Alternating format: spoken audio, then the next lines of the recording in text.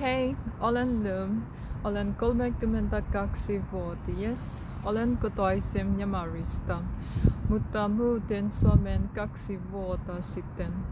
Ennen Suomen tuloani asuin Vietnamissa Ho Chi Minh Cityssä 6 vuotta, missä työskentelin etänä visuaaliassistenttina.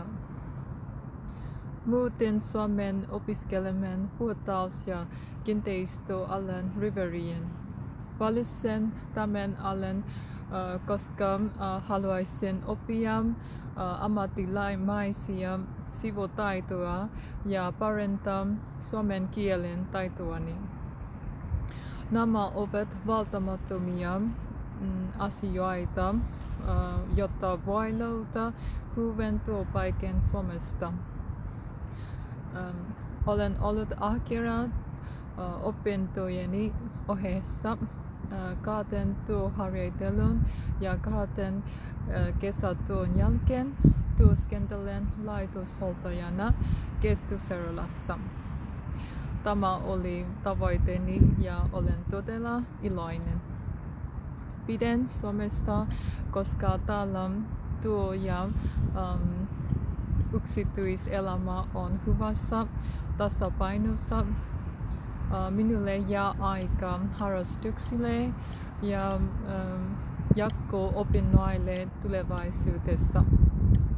Muutin Suomen yksin, mutta mulla on 2 pikkusiskoa ja äitini Myanmarissa ja 1 pikkusisko asuu Japanissa. Luonteeltani olen ystävällinen ja avoin ihminen. Vapaa-ajalla rakastan kokeilla uusia ruokareseptejä. Tykkään vierailla kauniissa paikoissa ja ottaa kuvia ja editoida videoita. Olen myös oppinut nautimaan suomalaisesta luonnosta. On ihana mennä metsään grillaamaan ja syömään ulkona kaverin kanssa.